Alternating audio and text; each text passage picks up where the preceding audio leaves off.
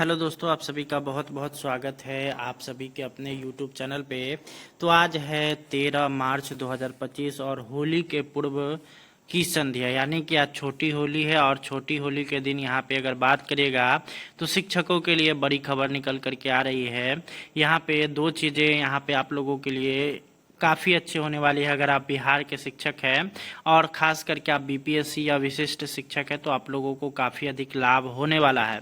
क्या क्या लाभ होगा, चलिए एक एक करके हम लोग आपको डिटेल्स में दिखाते हैं। सबसे पहले आप लोग का जो यहाँ पे जो डीए अभी की अगर बात करिएगा तो डीए जो आपको 53% मिल रहा है, उसके स्थान पर जो है अब इसमें जो है 2% की बढ़ोतरी यहाँ पे अगर बात करेगा जनवरी 2025 से आप लोग को मिलेगा। और टोटल जो आप लोग का अगर बात करते हैं डीए की तो अब 53% से बढ़ करके 55% होने वाला है।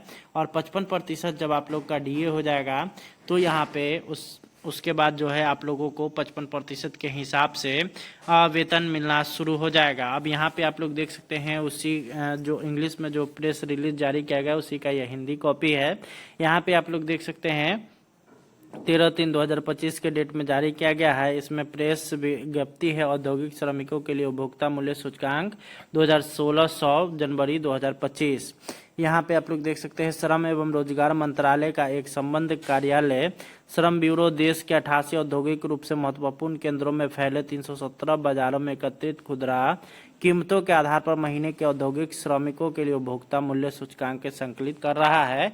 और कुल मिलाकर के अगर देखिएगा तो यहाँ पर इसमें टोटल की अगर बात करते हैं तो 2% की यहाँ पे अगर देखिएगा तो 2% आप लोग का जो है डीए बढ़ सकता है। वहीं अगर बात करते हैं आगे की तरफ तो आप लोगों के लिए एक और चीज़ यहाँ पे निकल करके आ रहा है कि जितने भी बिहार के जो राज्यकर्मी शिक्षक है अर्थात जो बीपीएससी से बहाल शिक्षक हैं या फिर जो विशिष्ट शिक्षक हैं उन सभी को केंद्रीय वेतनमान मिल सकता है। और इसको लेकर के सदन में जोरदार चर्चा हुई है। और इसको लेकर के चलिए उस वीडियो को हम लोग देखते हैं डिटेल्स में और सारा कुछ आप लोग को दिखाते हैं। तो आप लोग चैनल पे नए होंगे तो सब्सक्राइब कर लीजिएगा। थोड़ी होगा, बैठ जाइए।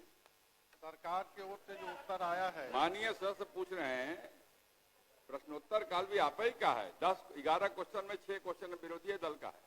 आप क्यों डिस्टर्ब कर देते हैं विरोधी दल के लोगों का? महोदय, सरकार ने जो उत्तर दिया है कि राज्य कर्मियों को वेतन भत्ता पेंशन एवं ग्रेच्युटी आदि केंद्र के कर्मियों के संरूप देने के लिए सरकार नीतिगत रूप से बाध्य नहीं है। मैं सरकार के इस उत्तर को सरकार के 3 दस्तावेज के आधार पर चुनौती देता हूं। मैं सरकार से जानना चाहता हूं कि क्या यह बात सही है कि दिनांक 21/11/97 को बिहार सरकार तथा राज्य कर्मियों के प्रतिनिधियों के बीच में समझौता हुआ, जिसकी कंडिका 7 में निर्धारित है कि केंद्र के अनुसार ग्रुप इंश्योरेंस एवं ग्रेच्युटी देय होगा। नंबर 2, क्या यह बात सही है कि इसी आधार पर दिनांक 2/1/98 के आदेश के गठित फिटमेंट कमेटी के टर्म्स एंड रेफरेंस में यह लिखा गया कि केंद्र के समरूप हूबहू वेतनमान भत्ते एवं सेवा शर्तें दिए जाने को फिटमेंट कमेटी रिपोर्ट देते समय ध्यान में रखेगी?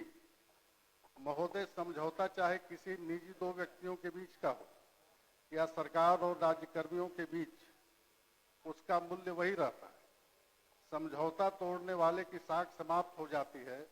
तो मैं जानना चाहता हूं कि अपनी साख बचाने के लिए क्या सरकार समझौता की कंडिका 7 के अनुरूप राज्य कर्मियों को देय ग्रेच्युटी की अधिकतम सीमा को 20 लाख से 25 लाख रुपए दिनांक 1/1/24 से करने का विचार रखती है?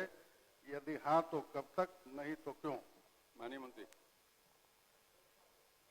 ये प्रश्न पिछले सत्र में ही ध्यानाकर्षण के रूप में सदन में उत्तरित भी हो चुका था, तो एक तरह से ये तो प्रश्न आना भी नहीं चाहिए था।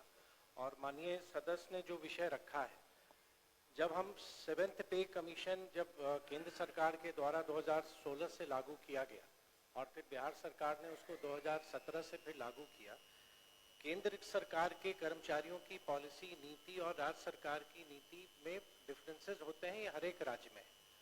जब गवर्नमेंट ऑफ इंडिया ने पे कमीशन लागू किया तो बिहार सरकार ने भी कैबिनेट के निर्णय के बाद पे कमीशन को लागू किया और उसी में एक प्रावधान था जो सेंट्रल पे कमीशन था कि अगर हमारा 50% डीए इंक्रीज करता है तो हमारा ग्रेचुइटी को हम 20 लाख से 25 लाख करेंगे।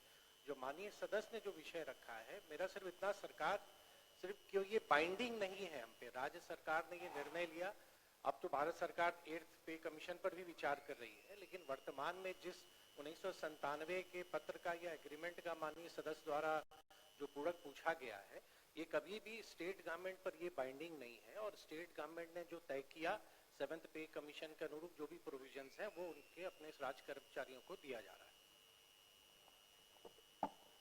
एक और पूछ हमारा लीजिए। ये कहना है, माननीय मंत्री जी ने कहा कि ये बाध्यकारी नहीं है, लेकिन ये जो सरकार और कर्मचारियों के बीच ये समझौता हुआ था, ये इनका दस्तावेज, मेरा नहीं।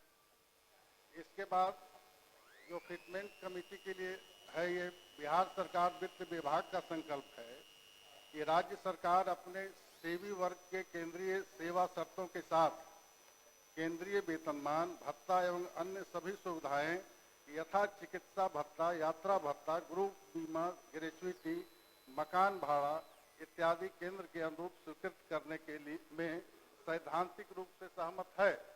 माननीय मंत्री जी का जो जवाब था कि सैद्धांतिक रूप से बाध्यकारी नहीं है, तो यहाँ तो ये सरकार का दस्तावेज है, ये सैद्धांतिक रूप से आप सहमत हैं। इसके बाद जो है तो फिटमेंट कमेटी बनी और फिटमेंट कमेटी की जो रिपोर्ट है, in light of decisions taken by the government of India in September 1997 on scales of pay for central government employees based on the recommendations of the 5th Pay Commission report, the Fitment Committee was required, according to government resolution, to submit its recommendation on revised scales of pay for state government employees effective from 1/1/96. While submitting its recommendations, the committee was required to keep in mind that state government employees getting higher or lower remuneration that central employees will be sanctioned only such scales as being drawn by central government employees. The state government had decided to grant central scales of pay and allowance with central पूरा पूछिए conditions ना। of service and accepted in principle that all facilities like medical allowance, traveling allowance, group insurance, gratuity, house rent allowance, etc. will be provided to its employees as permissible to employees of the Ajay Babu central पूरा government. पूछिए। ये मेरा कागज नहीं, ये सरकार का कागज, ये सरकारी दस्तावेज। ऐसा करिए ना, चूंकि आपके पास बहुत सारा डॉक्यूमेंट है, तो माननीय मंत्री जी को दे दीजिए, आपको लिखित उत्तर भिजवा देंगे। नहीं, ये प्रोसीडिंग का पार्ट बने, हम ये नहीं आप तो पढ़ चुके। माननीय अध्यक्ष महोदय, हम ये नहीं कहते कि ये जो आपका कागज है, ये आपका दस्तावेज है, आप बढ़ाइए नहीं बढ़ाइए आपका मामला है। आपके पास पैसा नहीं हो, आप कह दीजिए कि हम बैंकरप्ट हम नहीं बढ़ाएंगे, लेकिन आप अपने दस्तावेज को तो एक्सेप्ट कीजिए। इसलिए तो मैं कह रहा हूँ दस्तावेज मंत्री जी को दे इसको दीजिए, आपको लिखित उत्तर भिजवा देंगे। इसको महोदय एक मिनट बैठ जाइए, मंत्री जी कुछ कहने वाले। अध्यक्ष महोदय, बैंकरप्ट नहीं है हमारा, तो बजट आकार 23,000 करोड़ से अब 3,17,000 करोड़ तक चला गया है। हमारे हाथ में बिहार सरकार का बजट है जो 2017 का है। मेरा सिर्फ इतना कहना है कि जिस विषय को माननीय सदस्य उठा रहे हैं, किसी भी स्टेट गवर्नमेंट पर, सिर्फ बिहार में ही नहीं, देश के किसी भी राज्य में भारत सरकार के लिए जो कर्मचारियों के लिए जो नियमावली बनाती है, वो किसी भी स्टेट गवर्नमेंट पर बाइंडिंग नहीं है। विभिन्न राज्यों में अपने कर्मचारियों की अपनी पॉलिसी होती है और राज्य सरकार मंत्रिपरिषद के निर्णय के आलोक में जो उचित लगता है, मेजर प्रोविजंस जो 7th पे कमीशन के हैं, उसको गवर्नमेंट ऑफ बिहार ने मंत्रिमंडल के निर्णय से माननीय मुख्यमंत्री के स्वीकृति के बाद उसको लागू किया हुआ है और ये स्टेट गवर्नमेंट पर बाइंडिंग नहीं है। यही मेरा माननीय सदस्य को मेरा सूचना देना। अजय जी महोदय, बैठ जाइए, आप कहोगे। महोदय, अध्यक्ष महोदय, मैं सिर्फ सरकार से ये जानना चाहता हूं कि सरकार और कर्मचारी यूनियन के बीच समझौता हुए और जब समझौता सरकार ने किया और उसको लागू करने का डेट भी दिया, तो उसको पूरी तौर पर लागू करने में सरकार को क्या दिक्कत है, ये जानना चाहता हूं। आप अजय बाबू कागज मंत्री जी को दे दीजिए, पूरा अध्ययन करके फिर से पढ़ लेंगे, क्योंकि इतना लंबा चौड़ा आपका है कि हो नहीं पाएगा ना, तो वो पूरा उत्तर आपको भिजवा देंगे। दे दीजिए, पढ़िए नहीं, अध्यक्ष महोदय एक बात हो गया आपका। अब आपके बाद तो अजय जी बोल लिया, अब आप बोलिएगा, आपने हो गया, आप दे दीजिए मंत्री जी को। महोदय एक बात सुन लिया जाए। हमारा ये कहना है कि सरकार ने लिखा है कि भत्ता, पेंशन, उपादान आदि केंद्र सरकार के कर्मियों के स्वरूप देने के लिए नीतिगत रूप से बाध्य नहीं है। इसका उत्तर अस्वीकारात्मक है। सरकार ये कहे कि ये स्वीकारात्मक है, पैसा होगा तो देंगे। अब तारांकित प्रश्न लिए जाएंगे, हो गया। मैं चाहता हूं सर कि समझौता मैंने आपने कहा ना किया। आपको, चूंकि बहुत सारे सरकार डॉक्यूमेंट इन्होंने दिए हैं।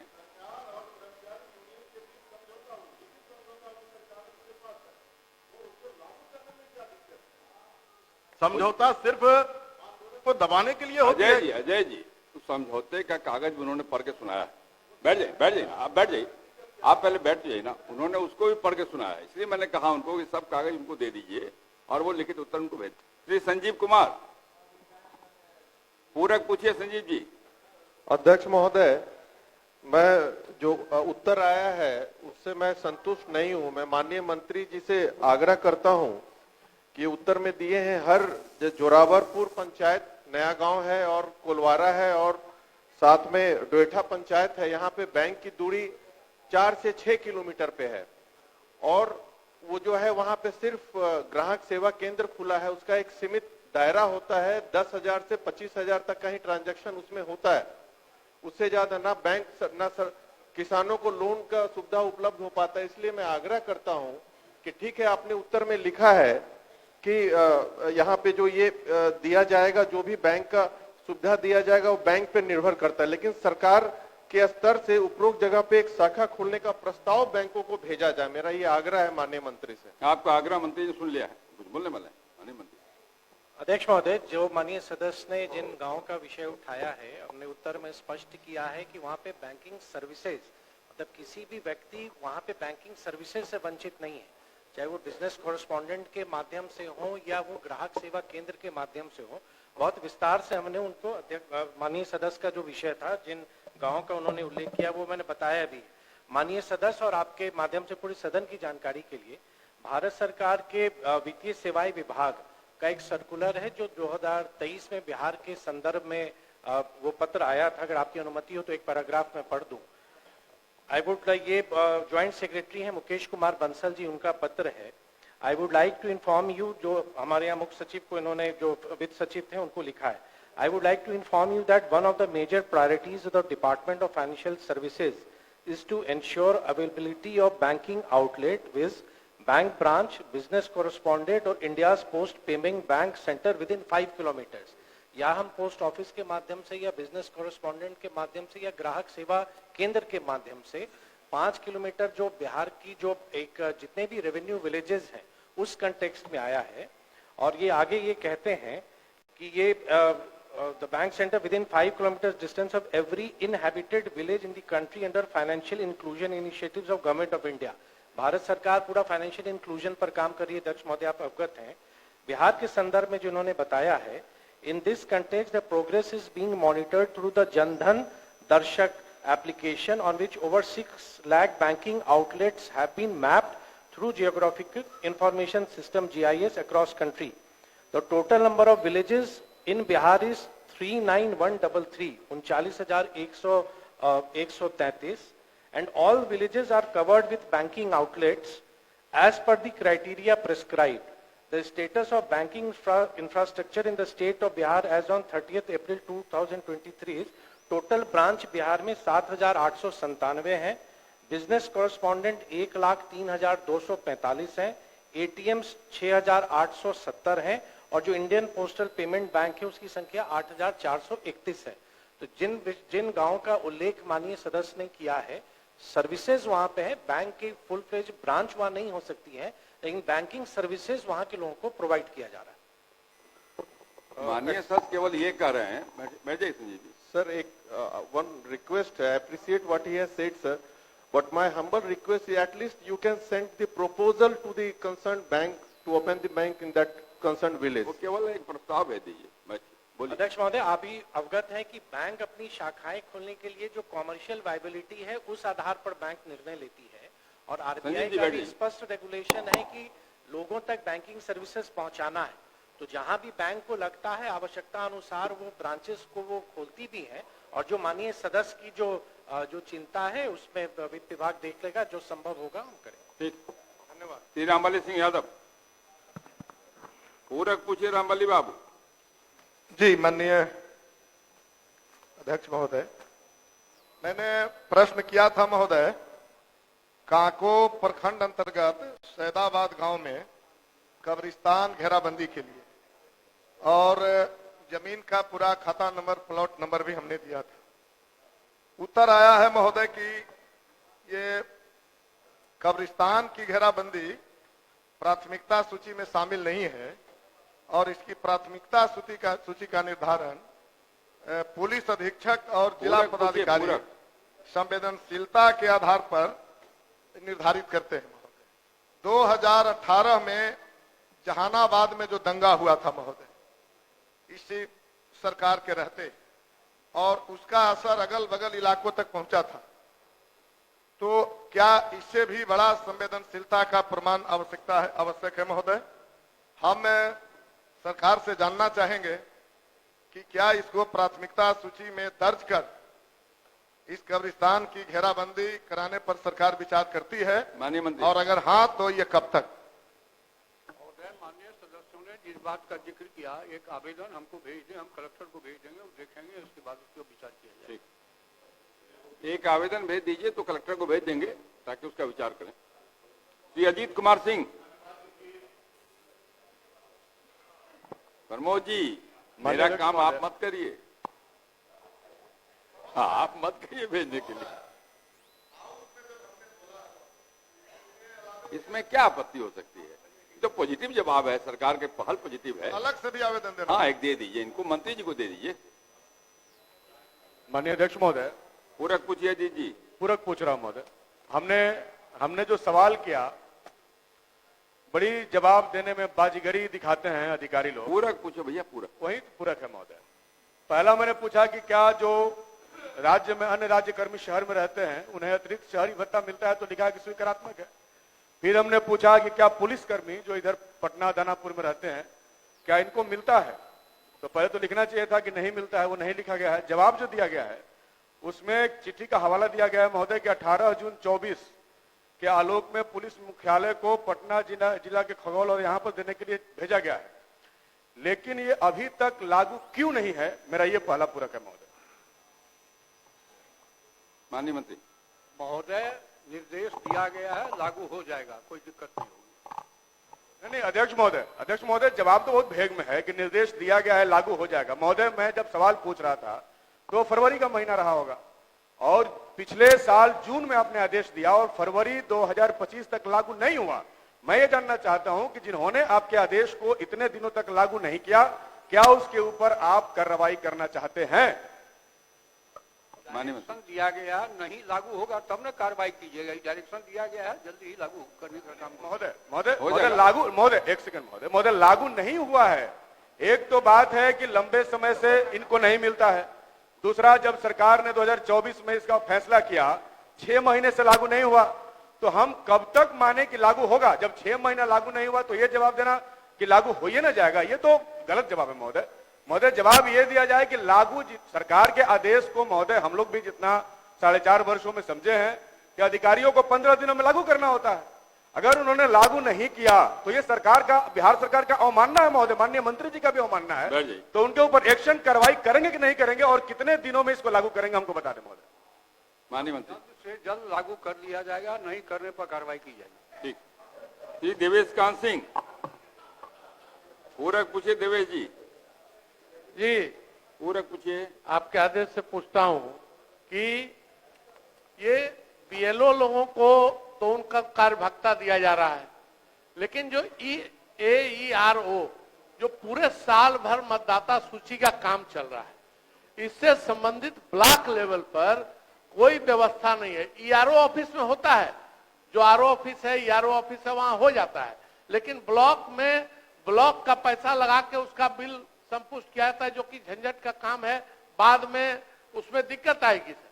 इसलिए AERO ऑफिस कार्यालय के लिए क्या व्यवस्था है, यही पूछना चाहता हूं। माननीय मंत्री। महोदय, सुनो भाई, जवाब सुनिए। महोदय, ये जो BLO को भत्ता दिया जाता है, इसलिए कि BLO की जिम्मेदारी है कि वो अपने जो मूल कार्य है उसके अलावा बाकी समय में, जो सब लोग को, कम से कम हमारे साथियों को पता है कि BLO प्रायः शिक्षक होते हैं और कुछ दूसरी सेवा से भी होते हैं, उनकी ड्यूटी है कि वो अपना काम करने के पश्चात गांव में घर घर घूम के वो मतलब डेटा कलेक्ट करेंगे या मतदाता सूची को अद्यतन करेंगे, इसलिए उनको भत्ता दिया जाता है। और AERO जो है, ये अपने जितना देर उनका ऑफिस टाइम है, उनको अपने दफ्तर में बैठ कर ही काम करना रहता है, इसलिए उनको कोई भत्ता या टीए नहीं दिया जाता है। ये लोग तो घूम घूम के घर घर जाके न कलेक्ट करते हैं और अपने दायित्व के अलावा करते हैं, और AERO के तो दायित्व में ही शामिल है महोदय, इसलिए उनको नहीं अलग से दिया जाता। मैं जो पूछना चाह रहा हूं वो अलग विषय है। BLO को भत्ता मिलता है, वो अपना काम करते हैं, सरकारी पदाधिकारी हैं, चाहे AERO भी अपना कार्यालय में काम, लेकिन उससे संबंधित जो AERO कार्यालय में प्रखंड स्तर पर जो बैठकें होती हैं, उससे